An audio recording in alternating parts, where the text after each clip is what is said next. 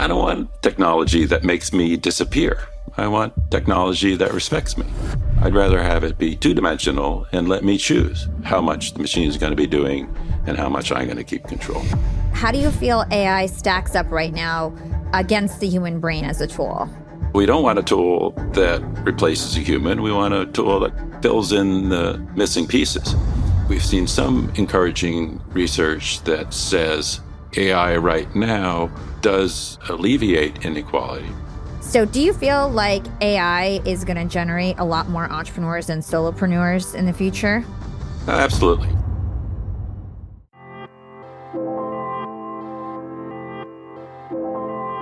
Yeah, fam, welcome back to the show. Now, this year I've probably released about half a dozen AI episodes. And today I'm releasing another AI episode. And this time it's going to be about human-centered AI. Now, human-centered AI is sort of a new conversation that's happening in the AI world. In the past, it was all about what is AI, how are these algorithms created, how are we enhancing these algorithms and tools. And now we've got a lot of algorithms and tools. AI is working really well.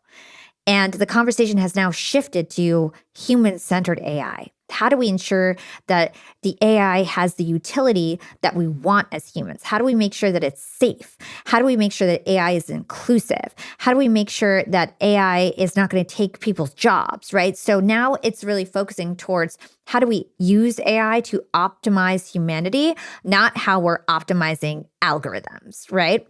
So I love this topic. I think it's super important. AI is a scary thing. A lot of us feel nervous and anxious about it. A lot of us feel excited about it. And I can't wait to speak with Peter Norvig about this topic today. He is a fellow at Stanford's Human-Centered AI Institute. He also formerly worked at Google and NASA. And he's literally written a textbook on AI. And he's been writing about the ethics of data science and AI since the 90s. So without further ado, here's my human-centered AI conversation with Peter Norvig. Peter, welcome to Young and Profiting Podcast. Great to be here. Thanks for having me. I'm really looking forward to this conversation. I love talking about AI, and I can't wait to pick your brain on that topic. But first, I want to talk a little bit about your career journey. So I learned that you worked at some awesome companies like NASA. You actually worked at Google. But it turns out you started in academia. So I'm curious to understand, why did you decide to transition from academia to the corporate world? Yeah, so I've been in a lot of places. I'm a AI hipster. I was doing it before it was cool. Started out, got interested in it as a subject in the 1980s. And at that time, really the only way to pursue it was through academic. So got my PhD. And it was sort of the assumption back then that you get a PhD, you're going to go be a professor. There was much less back and forth between academics and industry than there is today. So that's the path I took. But then I started to realize, we didn't quite have the word big data back then, but I saw that that's the way things were going. And I saw, as a young assistant professor, I couldn't get the resources I needed. You could write a grant proposal, get a little bit of money, get a couple computers and a couple of grad students, but I really couldn't get the resources to do the kind of big projects I wanted to do. And industry was the only way to do that. So I set out on that path. Yeah, I love that. It's so funny that you say, like, you were doing AI before people knew it was a thing.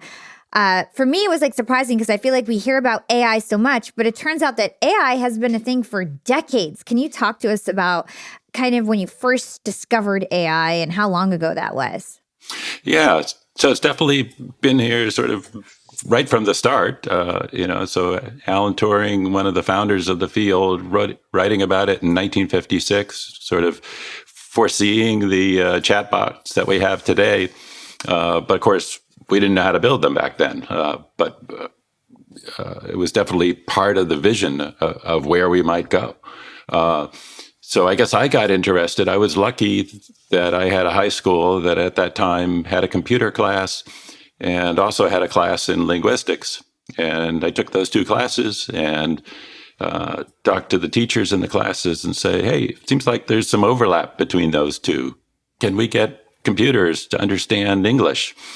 And they said, yeah, that's a great subject, but we can't really teach you that. That's kind of beyond what we know how to do. So you're on your own pursuing that goal. And that's more or less what I've been doing since, with some side trips along the way. So I always say that skills are never lost. They're really just transferred. So I'm curious to understand, what skills do you feel like were an advantage for you in the corporate world that you took from academia? Yeah, I certainly agree with that idea of transfer. I guess the idea of being able to tackle a complex problem, being able to move into an area that hadn't been done before. And so, academia is all about kind of an invention of the new. And for industry, it's a mix of, you want to make successful products, but sometimes in order to do that, you've got to invent something new. And that's harder to do because you don't know what the demand for it is going to be. There's nothing to compare to. And yet you have to design a path to say, we're going to go ahead and build this, and we're going to put it out, and customers are going to have to get used to it because it's not going to be familiar to them. Yeah. And speaking of building something new, you were responsible for Google search. And that was a while back when Google really was just not starting off, but there was only 200 employees when you joined them in 2001. So what was it like working for Google back then? Yeah, that's right. So it was an awesome time. The company was 2001, so it's 3 years old, 200 people, all in one building. I came in and I got the honor of getting to lead the search team for a while, for about 5 years. So it was a time when, it's not like I invented it. Google search was already there, but they were 3 years old, and it was really the time when they were trying to ramp up the advertising business. So a lot of the key people who had built the search team had moved over to help build the advertising platform. And so there was an opening, and I had just come on board. And so I got the opportunity to be a leader of the search team and bring that forward over the next 5 years. So that was super exciting to be sort of right in the middle of a transformative time in our industry. Yeah, and I think a lot of my listeners, they don't realize that the internet was actually much different before Google. Like, Google really changed the way that we use the internet. Can you help people understand what it was like before Google search? Yeah. So I guess there was a couple of things. First of all, there was directories and lists of sites. And so I remember from the various early days, 1993 or so, and there was a site that was internet site of the day, right? And so it was just, you go there and it says, hey, look, here's a new website that you might not have heard of before. And it was like, wow, today, 10 new websites joined the web and they picked out a good one. And you could sort of keep up that way. But then a year or two later, that no longer worked, because there were thousands of new sites every day, not just a couple. And so Yahoo was one of the first to try to deal with that. And they took this, it's not going to be just one person saying, here's my favorite site today. It's going to be a company organizing the sites into kind of a directory structure. And that worked okay when the web was a little bit bigger. But as it continued to grow, that no longer worked. And then we really needed search rather than manually curated lists of directories and so on. But in the early days, the search systems just weren't that good. I guess, we had some experience as a field of doing, it used to be called information retrieval rather than search. And it worked. The techniques we had at the time worked for things like libraries. But the problem there was, in a library, everything that was published is like a real book or a real journal article that's already been vetted. And so the quality is all at a pretty high level. On the web, that just wasn't true. And so we needed new systems that not only said what's relevant to your query, but also what's the quality of this content. And other companies really hadn't done that. And Google said, we're going to take this really seriously, and we're going to work as hard as we can to solve that problem. And I think others didn't really see that as an opportunity, right? So there's a story of, in the very early days, people were saying, here's Google, it's rising. Yahoo was far bigger and far better known. Maybe Yahoo should buy Google, and that never happened, in part because the Google founders thought they had something more important. Whereas Yahoo said, oh yeah, search, that's kind of important. We've got a homepage and it's got all this stuff on it. And you got to have search on the homepage, but you also need like daily comics and horoscope. So why would search be more important than horoscope? That's sort of how they felt about it. And Google felt, no, we think search is really, really important, and we're going to do an excellent job of it. And so that was something new that other people hadn't thought about. Totally. And people who are my age and all these listeners who are tuning in, Google is a verb for us. Google is how we use the internet. But something is changing now with AI. Now, a lot of us, instead of going to Google, we're going to ChatGPT. And instead of, putting in a search query and then digging around for information ourselves, we're just asking a question and getting ChatGPT to spit out the information. So how do you think AI is going to change search and the way that we use the internet? Yeah, I think there's always been changes, and that's always been true. So Google's had a dominant position, but there's always lots of places that people go to. So if you wanted breaking news, you went to Twitter. If you wanted a short explanation of something, you might go to TikTok or YouTube to see a video. So there's always going to be lots of ways to access this. And we'll see how that changes as AI gets better. Right now, sometimes it works and sometimes it doesn't. So it's a little bit of a frustrating experience. But there certainly seems to be a path to say we can have something that's a much better guide to what's out there, both in terms of answering a question immediately is one aspect, rather than saying I'm going to be pointed to a site that has an answer. I can get the answer right away. And then also kind of guiding you through and maybe summarizing or giving you a whole learning path.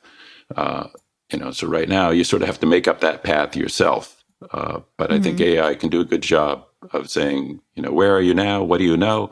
What do you want to know? And we're going to lead you through that. Yeah. And AI also is just using the information that was inputted into the system, right? So it might not have all the information available that you could potentially find on the internet. Is that right? Yeah, that's certainly true, right? Depends on what it's trained on. And we're at a point right now where the training of these big AI models is very expensive. And so it's harder to keep them up to date. Right, with the internet search, if something new happens, some new news is there, it's pretty fast of getting that indexed and making it available. But with the large AI models, it's just too expensive to update them instantaneously, and so you miss out on the newest stuff. But that will change over time, and we'll come up with new ways of getting things out faster and faster. When I first started at Google, there's sort of this transition. When it started, we said, well, we're kind of like a library where you can go to look things up. So it's okay that the library catalog only gets updated once a month. And now that would seem crazy to say you're only getting information that's a month old. But in the earliest days of Google, that was the case. And then, we went to daily and then hourly, and then even hourly wasn't fast enough. And you had to get faster and faster. Yeah, it's so interesting how fast technology changes. Yeah, Bam, I spent years slaving away in jobs, trying to prove myself, trying to figure out what gave me joy and energy at work, and trying to build truly productive teams. And eventually, I did figure everything out. But what if you could figure out all that stuff about yourself and your team in a fraction of the time that it took me? The Working Genius model will transform your work, your team, and your life by leveraging your natural gifts. And let's face it, you're going to be more fulfilled and successful when you lean into rather than turn away from your true talents. habits. Working Genius can help you discover how to increase joy and energy at work by understanding what your true working geniuses are. The Working Genius assessment only takes 10 minutes and the results can be applied immediately. I took the assessment and my primary two working geniuses are inventing and galvanizing. It makes total sense why I am a serial entrepreneur and why I've always created teams and always loved to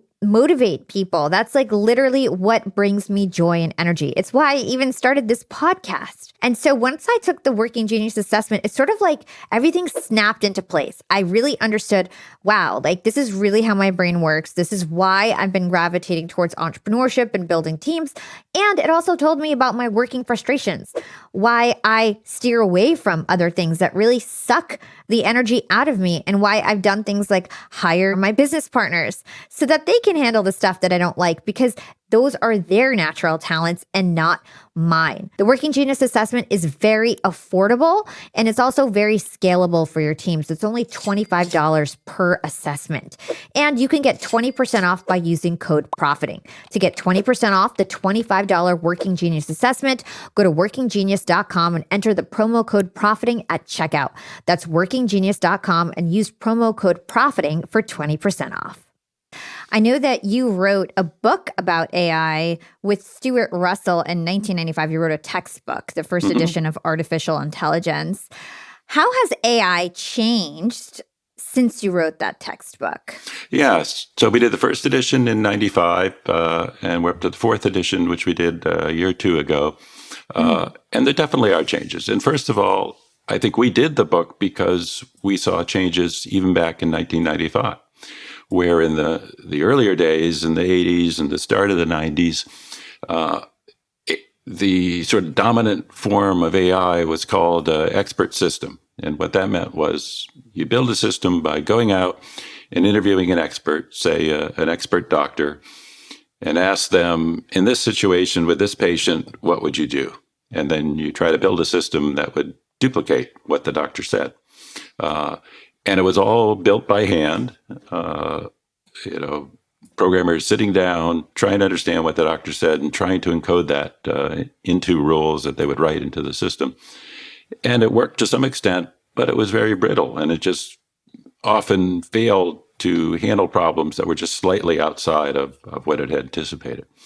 So in the 1990s, there was a big switch away from this expert system, hand-coded approach towards machine learning approaches, where we said rather than telling the system how to do it, you just show it lots of examples and let it learn by itself. And so we felt like the existing books had missed that change.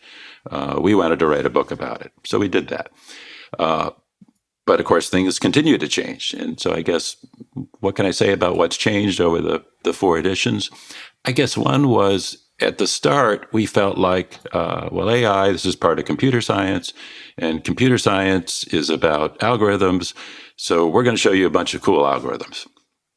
And we did that. And then in the second edition, I think we felt more like, okay, you still got to know all the cool algorithms, but if you had a choice, you're probably better off getting better data rather than getting better algorithms. So we're going to focus a lot more on what the data is. And that continued to be more true in the third edition. And now I feel like, okay, now we've got plenty of data, we've got plenty of algorithms, you still have to know about them. But really the key to future progress is neither of those. The key is deciding, what is it that you want? What is it that you're trying to build?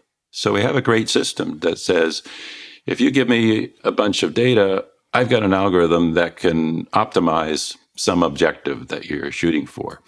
But you got to tell me what the objective is. What is it that you're trying to do? And for some tasks, that's easy. If I'm playing chess, it's better to win than to lose. But in other tasks, that's the whole problem. And so we look at things like, we have these systems that help judges make decisions for parole, who gets out on parole and who doesn't. And you want to parole somebody if they're going to behave well, and you want to not parole them if you think they're going to recommit a crime. But of course, these systems aren't going to be perfect. They're going to make mistakes. And so the question you have to answer is, what's the trade-off between those mistakes? How many innocent people should we jail to prevent one guilty person from getting away, right? And so there's this trade-off. You're going to make false positives and false negatives, and what's one worth against another? And we've even before there was AI or any kind of automation, we've had these kinds of discussions in our societies, going back to Judge Blackmun in England more than a century ago, who said it's better that 10 guilty men go free than that one innocent man be jailed. Now, I don't think he meant it that literally, like, 10's the boundary and 9's okay and 11 would be bad. But with today's AI systems, you have to specify that, right? So you have to build the system, and there's got to be an exact number in there of saying what is the trade-off point. And we're not very good at understanding how to do that, right? So we've got, we built a software industry, and we have 50 years of experience in building debugging tools and so on. So we're pretty good at making reliable software. There are still, every week you'll see some kind of bug or something, but we're getting pretty good at that. But we don't have a history of tools for saying, how do we specify the right objective? What are the trade-offs? How important is it to avoid this mistake versus that mistake? And so we're kind of going by the seat of our pants and trying to figure that out. And so I think that's where a lot of the focus is now is how do you decide what you really want? I want to dig into this a bit because I think it ties in with this idea or the fact that AI is not yet in all instances at human level intelligence, right? And that's not always the goal. I read some of your work where you said human level intelligence is really not always the goal when it comes to AI. So I want to read you a quote from Dr. Fei-Fei Li, who came on the podcast, episode 285. She's the co-director of the Human-Centered AI Institute, which you're also a fellow. And it was an awesome conversation. And she said, the most advanced computer AI algorithm will still play a good chess move when the room is on fire. So she's trying to explain that AI doesn't have human level common sense. It's still going to play a chess move even when the room is on fire. So let's start here. How do you feel AI stacks up right now against the human brain as a tool? Yeah, so that's great. And Fei-Fei's awesome. And I've heard many of her talks where she makes great points like that. Let's see. So I guess I would try to avoid trying to make metrics that are one-dimensional, right? How does AI compare to humans? For a couple of reasons. One is, I don't want to say the purpose of AI is to replace humans, right? We already know how to make human intelligence. My wife and I did it twice the old-fashioned way. That was awesome. It worked out great. So instead of saying, can we make an AI that replaces a human, we should say, what kind of tools can we make so that humans and machines together will be more powerful, right? What's the right tool? And so we don't want a tool that replaces a human. We want a tool that kind of fills in the missing pieces. And we've always had that. And there's always been a mix of subhuman and superhuman performance, right? So my calculator is much better at me at dividing 10-digit integers. So I rely on it rather than trying to work it out myself. And I think we'll see more of that, of saying, what are the right tools for people to use?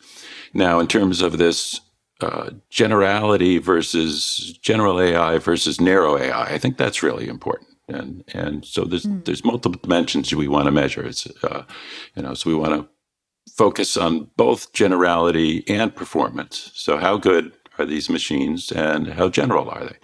So yes, we have fantastic chess playing programs that are better than the best human chess players. And recently it's also true in Go. And we see sort of every week it's true at something else. But we haven't done quite as well at making them good at being general, right? So we have these large language models, the ChatGPT and Gemini and so on.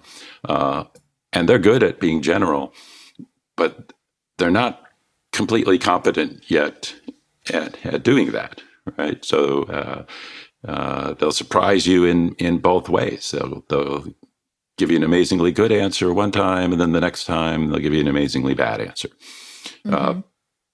So they're not reliable yet at being general. And then we have incredible tools that are narrow. And so we're kind of looking at this frontier of how can we make things both perform better and more general. And so I think, we'll get to the point where we'll say, here's an AI and it can make a chess move and it can also operate in the world. But right now we separate those two things out. And we say we're going to have the chess program that only plays chess, and then we're going to have the large language models. And it won't be as good at chess, but it will be good at some aspects of figuring out what to do in unusual situations.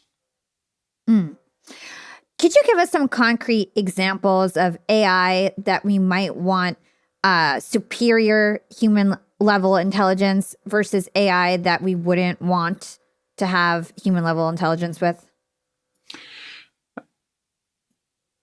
So I guess it's always better for it to be better, but sometimes we need that and sometimes we don't. Sometimes we want to make our own decisions, and I guess part of that is I see too much of people saying AI is going to be one-dimensional and automation is going to be one-dimensional, and the more the better. And I think that's the mistake that I'm worried about. And there's a great diagram from the Society of Automotive Engineers of level of self-driving cars. And they define that as 5 levels of self-driving. And they did a great job of that. And that's really useful. And now you can say, where is Waymo or Tesla? Are they at level 2 or level 3 or what level are they at? And that was useful. But the diagram they used to accompany those levels was worrying to me, because they've got this diagram, and at level 1, they have this icon of a person behind the car holding on to the steering wheel. And then when you get up to level 5, that person has disappeared and they've just become a dot-like outline, right? And so it's like, I don't want technology that makes me disappear. I want technology that respects me. And I don't want this trade-off to be one-dimensional of, if I get more automation, then I disappear more. I'd rather have it be two-dimensional and let me choose. So sometimes I might want to say, I've got a self-driving car and I trust it. I just want to go to sleep. It should take over completely. But sometimes I might want to say, it can do all the hard parts, but I still want to be in control. I want to be able to say, oh, let's turn down that street, or go faster, or go slower, or let's make an unscheduled stop. So I don't want to say, just because I have automation, that I've given up control. I want me to come first and let me make the choice of how much the machine is going to be doing and how much I'm going to keep control. Yeah, fam, I'm not a finance person. I'm a make money person. I love to innovate, create, and sell. I don't like to do the boring finance stuff. So I've offloaded all those responsibilities to my business partner. And so I basically handed a mess over to him. He inherited a lot of different apps, and he would always complain about all these disparate apps. And so we were looking for a more streamlined solution where all of our banking and bookkeeping would be in one place. And we found that with Found. Yes, it's called Found, which is very fitting. Found is a banking and bookkeeping app that is especially made for solopreneurs and entrepreneurs. It's made for us. And Found has amazing features. You can do everything from invoicing to bookkeeping to tax planning. One of my favorite features on Found is that it will actually automatically estimate the taxes that you owe and then set aside money for that. This is so important because oftentimes you spend your tax money unknowingly and then you're hit with a bill, and that ain't pretty. In addition to that cool feature, one of my other favorite features is the fact that you can create virtual cards and then set spending limits on them. Now we have virtual cards that we're able to give out to our employees. There's no way they can overspend. Found is super cost effective. There's no hidden charges and there's no minimum balances. Plus, it's everything in one app. So that in itself is a lot of cost savings. You can save hundreds or even thousands of dollars by switching everything to Found. If you want to try it for free, that's right. You can try it for free at found.com/profiting. That's FOUND.com/profiting, found.com/profiting to try Found for free. Found is a financial technology company, not a bank. Banking services are provided by Piermont Bank, member FDIC. Found's core features are free. They also offer an optional paid product, Found Plus. So, like Dr. Lee, you are an advocate for human-centered AI. Can you help us understand what that is? Yeah. So a couple of things. So first of all, I'm essentially a software engineer or a programmer at heart, and so I look at what are the definitions of these various things. And so, software engineering is building systems that do the right thing, but artificial intelligence is also building systems that do the right thing. So what's the difference? And I think the difference is that the enemy in software engineering is complexity. We have these programs with millions of lines. We have to get them right. And the enemy in AI is uncertainty. We don't know what the right answer is. And then in human-centered AI, the goal is to build systems that do the right thing for everyone and do that fairly. And so that kind of changes how you build these systems. And part of it is saying you want to consider everybody involved.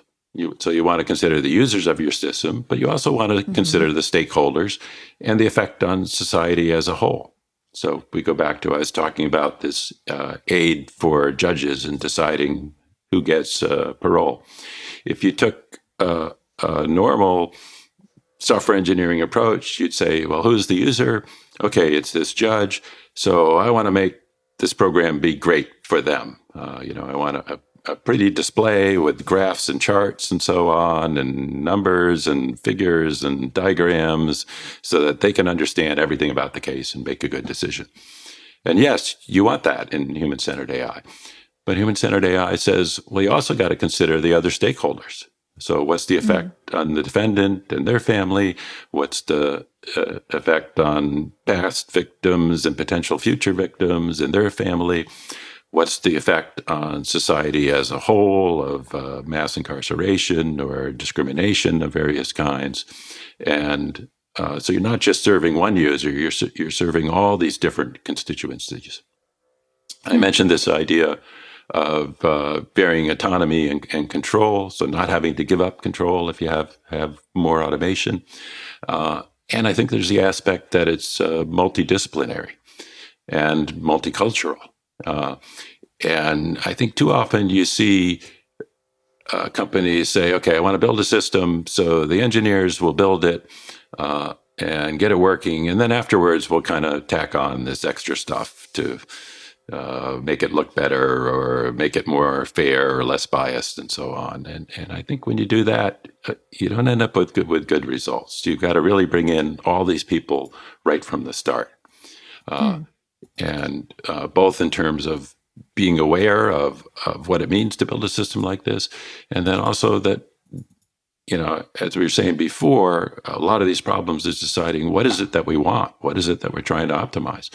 And different people have different opinions on that. And so if you get a homogeneous group of engineers, they might all think the same thing. And they say, great, we're agreed, we must have the right answer.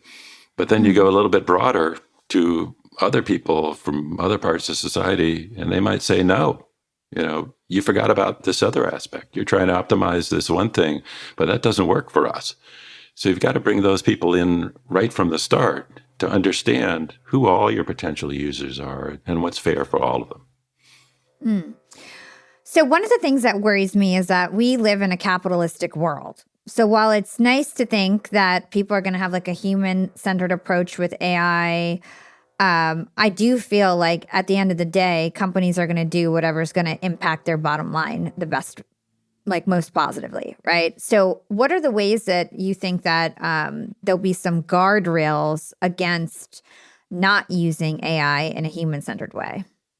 Yeah, so that's certainly an issue with capitalism not specifically for AI at all, right? That's kind of across the board. And so what do we have to combat that? So part of it is regulations of various kinds. So governments can set in and get rules. Part of that is pressure from the customers saying, here's the kind of company we want, here's the kind of products we want. And part of that would be competition of saying, if you build a system that doesn't respect something that users want, somebody else will build one that's better. And I think we're in this kind of Wild West period now where we don't quite know what the bounds are going to be. And so, there's so many of these sets of AI principles now. So all the big companies have their own sets. I helped put together the Google one. Various countries have legislation or sets of principles. The White House put out their set of AI principles a couple months ago. The professional societies, like the Association of Computing Machinery, has theirs. I actually joined an AI principles board with Underwriters Laboratory. And I thought that was interesting because the last time, more than 100 years ago, there was a technology and people were worried that it was going to kill everyone, and it was electricity. And right. And so Underwriters Laboratory stepped in and said, okay, y'all are worried about getting electrocuted, but we're going to pick this little UL sticker on your toaster, and that means you're probably not going to die. And consumers trusted that mark, and therefore the companies voluntarily submitted themselves to certification.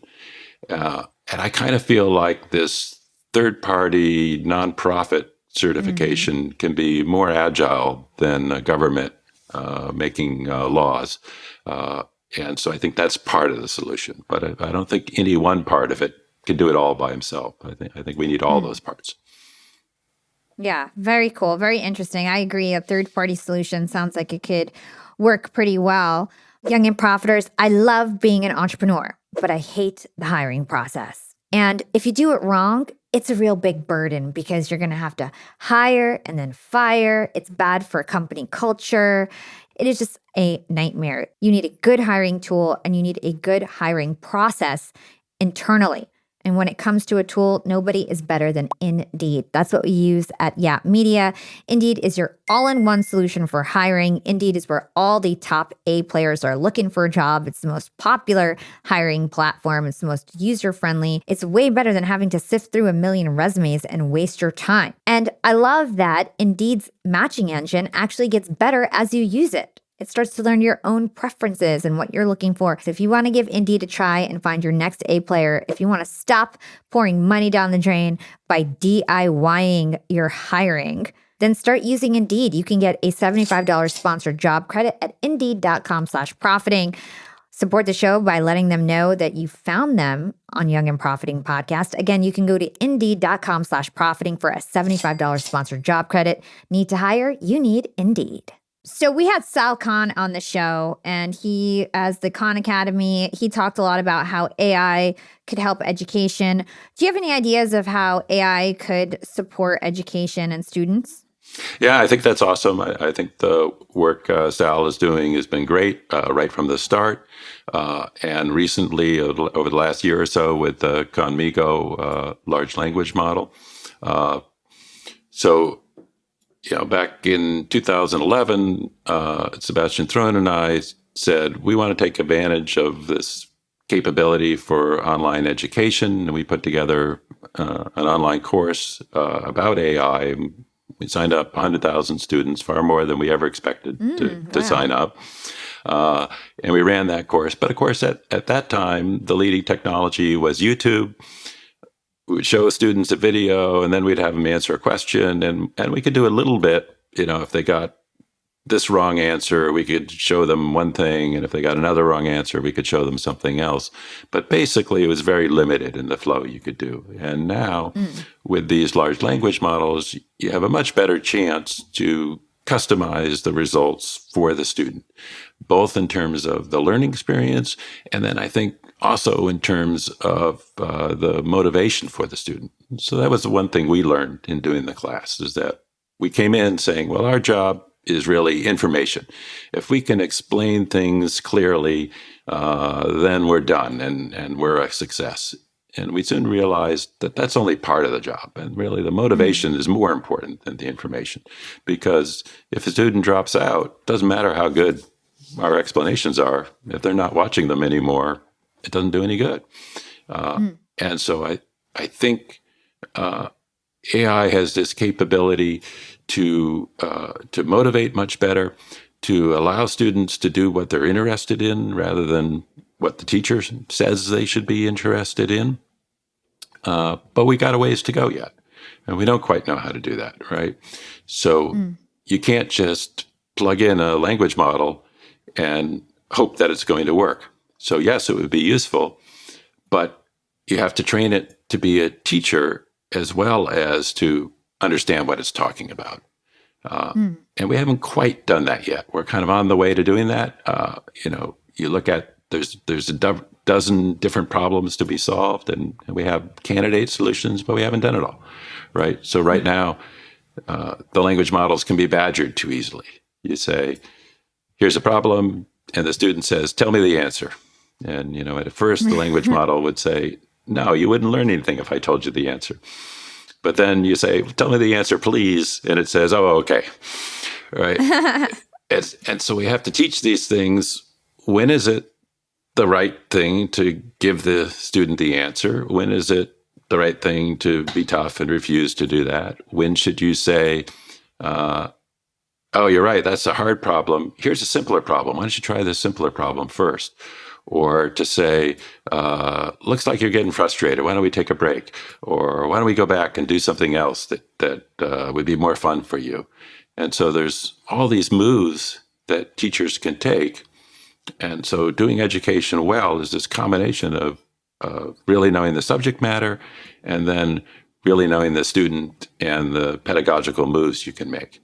And we haven't quite yet built a system that's an expert on both of those.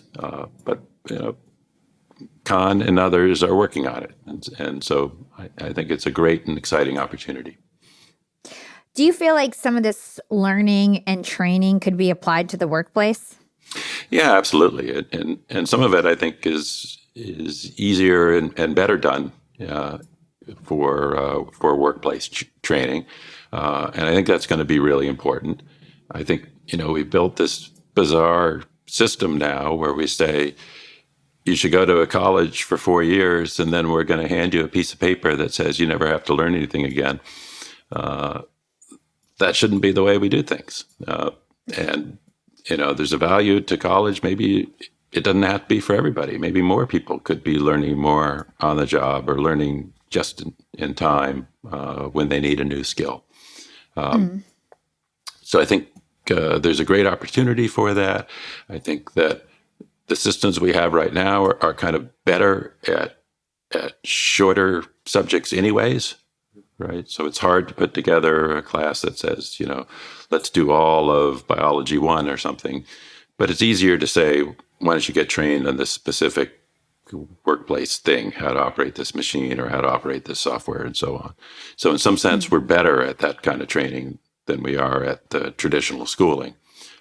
So yeah, there's definitely a big opportunity there. The thing that mitigates against it is, we could spend a lot of investment on making the perfect biology 1 class because there's going to be millions of students that take it. But for some of this on-the-job training, maybe, I'm in a small company and we do things a specific way and there might be only 5 people that need to be trained on it. And so, so right now it's not really cost effective to say, can I build a system that will do that training? But Totally. But that's one of the goals, to say, can we make it easier for somebody, who's not an expert programmer, not an AI expert, to say, here's some topic I want to teach, and I should be able to go ahead and teach that. And I think that's something that's oddly missing from our our sort of standard playbook, right? So you look Yeah. at, we have these Office suites, and what do they give you? They give you word processing and spreadsheets and PowerPoint presentations. And sure, that's great. Those are three things that I want. But I would think a lot of people want this. I want to be able to train somebody on a specific topic more than they want spreadsheets. But we don't have that yet. But, maybe someday we will. Maybe that'll be a standard tool that would be available to everyone. Yeah. Sounds really cool. Young and profiters, there is no better time to start a business. There's no better time to be an entrepreneur. You just need a good idea, and then you need to open up shop. And if you want to open up shop, the number one solution is Shopify. Shopify is the all-in-one global commerce platform that allows you to start, run, and grow your business. Shopify will scale with you the whole way. They're responsible for huge multi-million, billion-dollar brands like Allbirds, Rothy's, Brooklyn, and Thrive Cosmetics. These all started as Shopify startups and then expanded into retail, expanded and scaled. I interviewed a lot of these entrepreneurs and heard it from them firsthand. Shopify is an amazing platform to start your business, whether you're selling candles or courses like I do. I do all my course sales, my mastermind subscription. I do it on Shopify. We can do promo codes and I integrate my email campaigns, and they've got amazing analytics. Literally anything you need to market and sell your product, you can do it with a couple clicks on Shopify. You don't need to be tech savvy. You can focus on what you're good at, and then let Shopify enable all the tech stuff so you can just get your core skills done. It's no wonder 10% of all e-commerce is run on Shopify. If you want to give Shopify a try, sign up for a $1 per month trial period at shopify.com/profiting.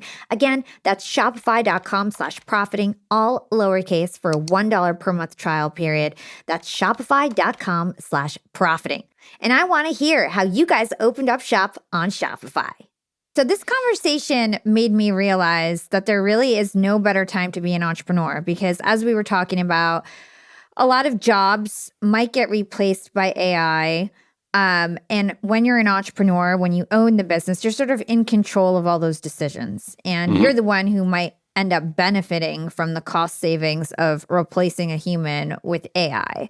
So do you feel like AI is going to generate a lot more entrepreneurs and solopreneurs in the future? Absolutely. And I think it's a combination. So I think AI is a big part of it. I think the internet and access to data was part of it. The cloud computing was a big part of it, right? So it used to be, if you were a software engineer, the hardest part was raising money because you had to buy a lot of computers and just to get started. Now all you need is a laptop and a Starbucks card, and you can sit there and start going, and then rent out the cloud computing resources as you need them and pay as you go. And so I think AI will have a similar type of effect. You can now start doing things much more quickly. You can prototype something and go to a release product much faster. And it'll also make it more widely available, right? So, there's a lot of, so I live in Silicon Valley, so I see all these notices going around of saying, looking for a technical co-founder, right? So there's lots of people that say, well, I have an idea, but I'm not enough of a programmer to do it, so I need somebody else to help me do it. I think in the future, a lot of those people will be able to do it themselves, right? So I had a great example of a friend who's a biologist, and he said, I'm not a programmer. I can pull some data out of a spreadsheet and make a chart, but I can't do much more than that. But I study bird migrations, and I always wanted to have like this interactive map of where the birds are going and play with that. And he said, and I knew a real programmer could do it, but it was way beyond me. But then I heard about this Copilot, and I started playing around with it, and I built the app by myself. And so I think we'll see a lot more of that, of people that are, non-technical or semi-technical, who previously thought, here's something that's way beyond what I could ever do. I need to find somebody else to do it. Now I can do it myself. Yeah, I totally agree. And we're seeing it first with like the arts. For example, now you can use Dolly and be a graphic designer. You can use ChatGPT and be a writer. So many of the marketing things are already being outsourced by AI. It's only a matter of time where some of these more difficult things like creating an app, like you were saying, is going to be able to be done with AI. Absolutely. Cool. So what are the ways that you advise that entrepreneurs use AI in the workplace right now? I guess so. You could help build prototype systems like that. You can do research. You can ask, give me a summary of this topic. What are the important things? What do I need to know? As you said, creating artwork and so on, if that's not a skill you have, they can definitely help you do that. Looking for things that you don't know it is useful. And so I think just being aware of what the possibilities are and having that as one of the things that you can call upon. It's not going to solve everything for you, but it just makes everything go a little bit faster. Yeah. Do you think that AI is going to help accelerate income inequality? I think it's kind of mixed.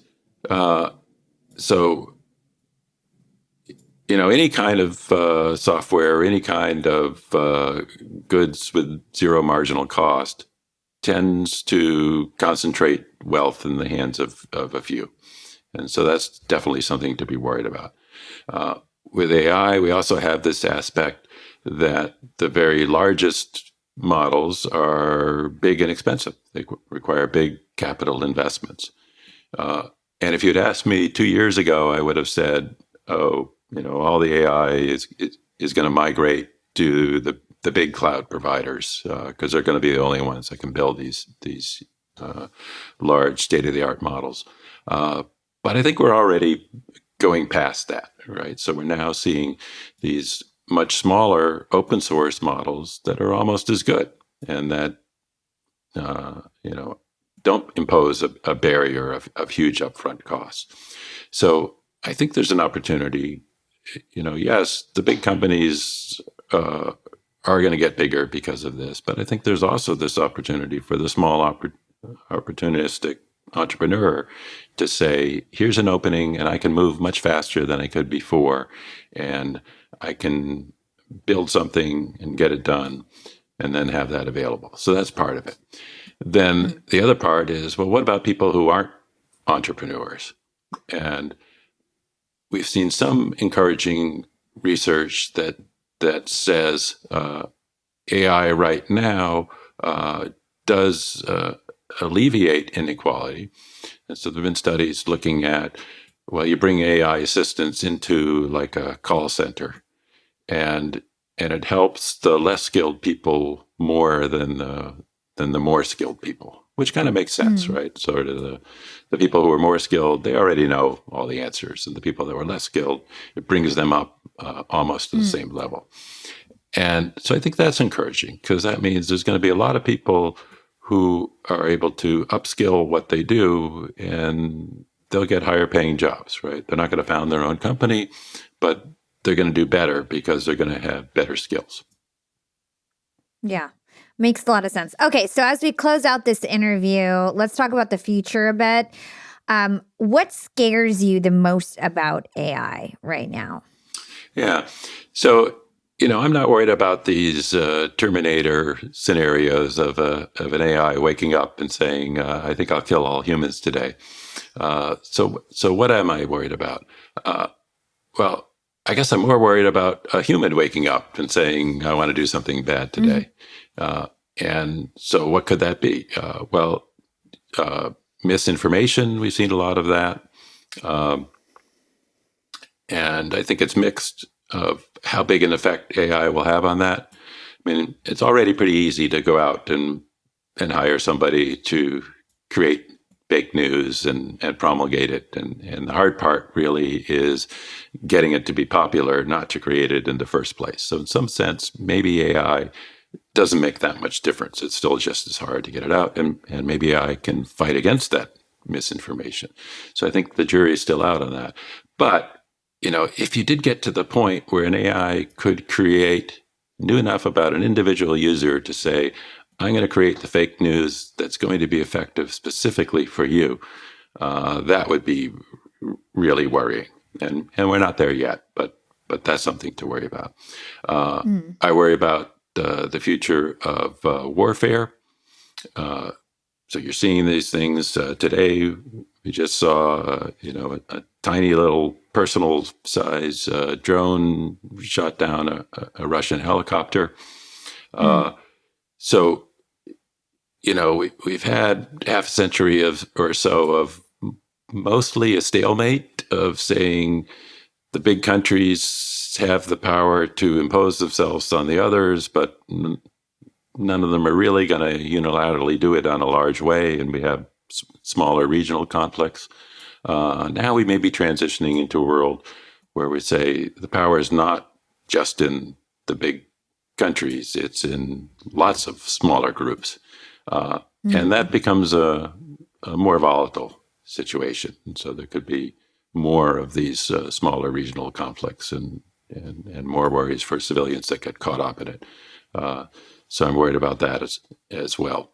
And then, like you said, the income inequality, I think is a big issue.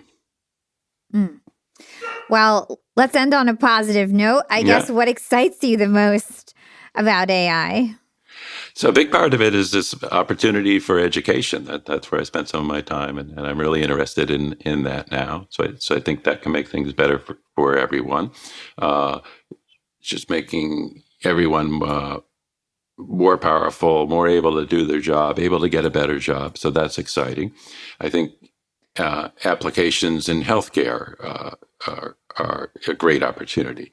And, I got involved a little bit in trying to have better digital health records. And that really didn't go so far, mostly because of bureaucracy and so on. But I think we have the opportunity now to do a much better job, to invent new treatments, new drugs. You've seen things like AlphaFold figures out, here's how every protein works. And, it used to be you could get a PhD for figuring out how one protein worked. And AlphaFold said, I did them all. So I think this will lead to drug discovery, lead to healthier lives, longevity, and so on. So that's a really exciting application. Yeah. It's so interesting to me that AI can do so much good, and then there's also such a risk of it doing so much bad. But I feel like any good technology kind of brings that risk along with it. Yeah, I think that's always true, right? If it's a powerful technology, it can do good or bad, especially if there are good and bad people trying to harness that way. And some of it is intentional bad uses, and some of it is unintentional, right? So internal combustion engines did amazing things in terms of distributing food worldwide and making that be available, making transportation be available. But there are also these unintended side effects of pollution and global warming and maybe some bad effects on the structure of cities and so on.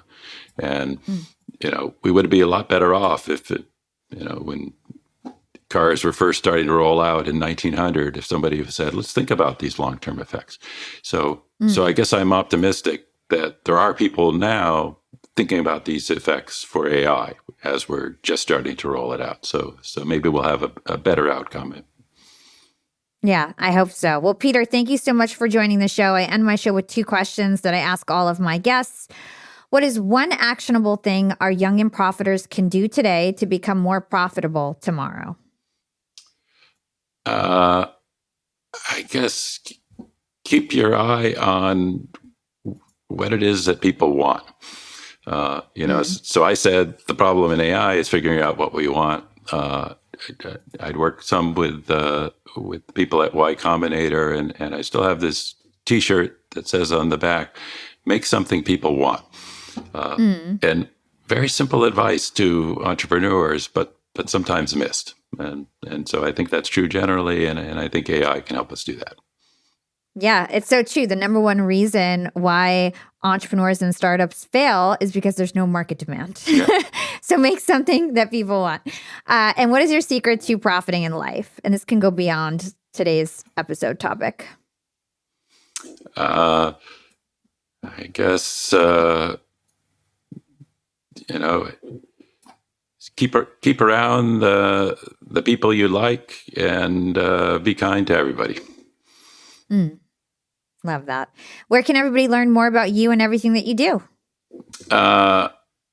You can look for me at Norvig.com or on LinkedIn or thanks to Google, I'm easy to find. Awesome. I'll stick all your links in the show notes, Peter. Thank you so much for joining us. Great to join you, Hala.